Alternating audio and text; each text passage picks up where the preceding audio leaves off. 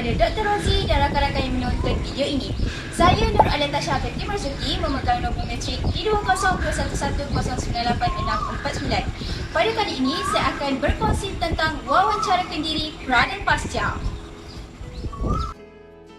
Untuk elemen pra-refleksikan diri pada bahagian 1 iaitu siapa saya sebagai insan, saya telah menggambarkan diri saya sebagai tisu basah. Saya seorang yang mudah tersentuh dan terlalu sensitif terhadap sesuatu perkara atau situasi sehingga menyebabkan air mata saya mengalir.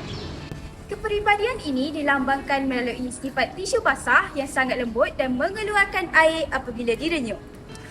Selain itu, tisu basah ialah salah satu objek yang lembut. Keadaan ini menggambarkan diri saya yang dianggap seorang yang lemah lembut apabila dikenali oleh orang baru dan membuat mereka selesa dengan kehadiran saya. Namun, saya boleh menjadi seorang yang pemarah apabila perlu menghadapi sikap manusia yang negatif menyebabkan saya akan hilang sabar seperti keadaan tisu basah yang boleh ditegang walaupun ianya lembut. Akhir sekali, air yang terdapat pada tisu basah juga menggambarkan diri saya yang berunsurkan air iaitu sering mengalah dan dapat menyejukkan perasaan seseorang supaya berada dalam keadaan yang tenang ketika menghadapi masalah.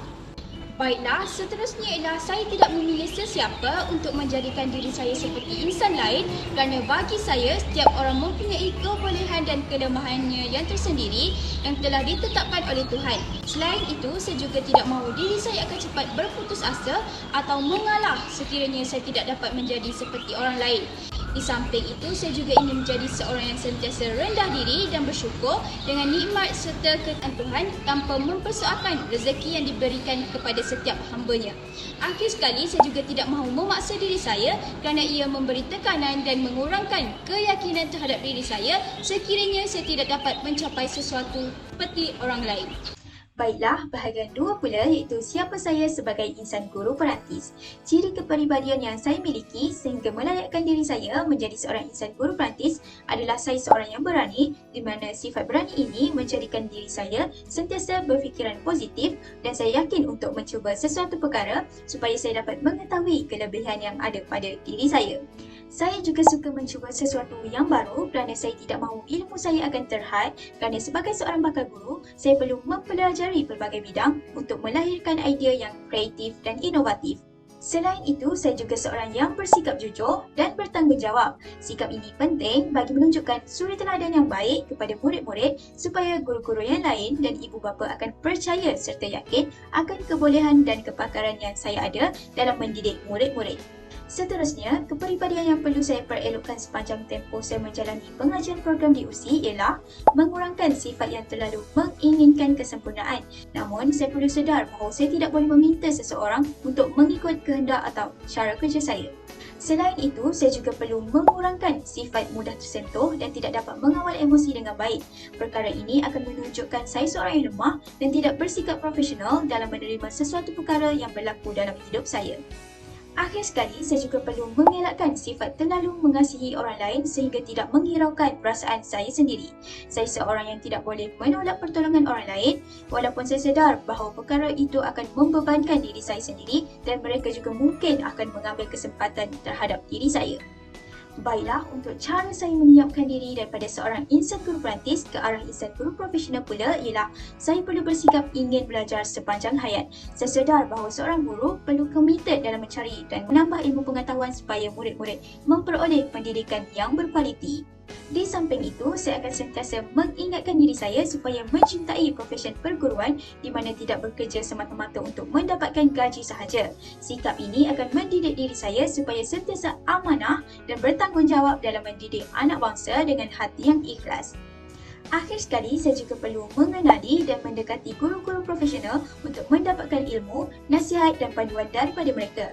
Usaha ini dapat menyuntik semangat saya untuk mencapai kejayaan dalam menjadi seorang guru yang cemerlang. Baiklah, kita beralih pula kepada elemen pasca refleksikan diri pada bahagian 3.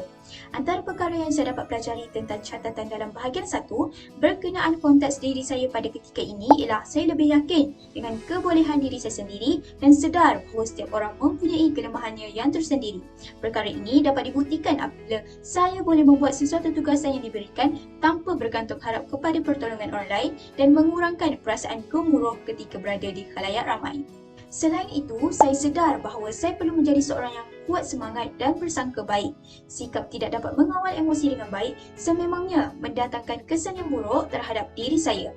Selepas mengikuti kursus ini, saya belajar untuk menerima sesuatu dengan hati yang terbuka dan tidak mengambil serius tentang perkara tersebut serta menatih diri saya untuk menghadapi situasi yang lebih teruk apabila bergelar sebagai seorang guru. Seterusnya ialah perkara yang saya dapat pelajari tentang catatan dalam bahagian 2 berkenaan konteks diri saya ketika ini, iaitu sikap berani, rajin, bertoleransi dan bertanggungjawab sememangnya sangat penting dalam menjadi insan guru perantis. Sebagai seorang guru, saya perlu menunjukkan kepribadian mulia supaya menjadi contoh dan teladan yang jelas kepada murid-murid. Perkara ini sudah tentu akan menjadikan diri saya sentiasa dihormati sebagai seorang insan guru perantis serta mewujudkan suasana pembelajaran yang positif. Selain itu, mencintai profesi perguruan merupakan salah satu cara bagi meningkatkan semangat untuk belajar. Saya tahu bahawa minat yang mendalam terhadap profesi perguruan boleh menjadikan diri saya sentiasa bersungguh-sungguh untuk mencapai kejayaan walaupun hanya bergelar sebagai insan guru perantis.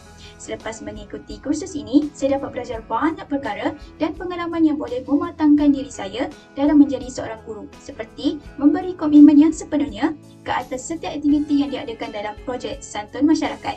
Baiklah, bahagian keempat pula ialah refleksi keseluruhan pengalaman kursus KPG 3013. Antara perubahan kepribadian yang saya sedari sebagai insan guru perantis ialah saya lebih bersifat bertimbang rasa dan bertoleransi bukan sahaja kepada orang lain, malah juga kepada diri saya sendiri. Saya sedar bahawa setiap orang memiliki hak yang sama dalam menyatakan idea dan pendapat dan cara ini dapat memperkuatkan hubungan sosial serta mampu membangunkan keadaan yang harmoni. Saya juga sedar bahawa saya tidak boleh menjadi sukarela untuk melaksanakan tugasan orang lain kerana perkara ini memberi bebanan kepada diri saya sendiri. Selain itu, pengalaman dalam mengikuti kursus KPG 3013 ini telah memberi perubahan kepada diri saya dari aspek pembahagian masa. Saya tahu bahawa tugasan yang banyak menyebabkan saya akan tertekan dan tidak akan memberikan sepenuh komitmen terhadap tugasan itu. Jadi, kursus ini menjadikan saya untuk terus melaksanakan sesuatu tugasan supaya saya akan berpuas hati dengan hasil kerja tersebut. Saya juga tidak lagi akan membandingkan hasil kerja saya dengan orang lain yang menyebabkan saya tidak akan bangga dengan pencapaian yang saya perolehi. Baiklah, akhir sekali ialah implikasi yang saya perolehi dalam bahagian 4 sebagai seorang insan guru profesional pada masa akan datang. Antara implikasinya ialah ia menjadikan diri saya lebih matang dan berfikiran terbuka terhadap sesuatu perkara.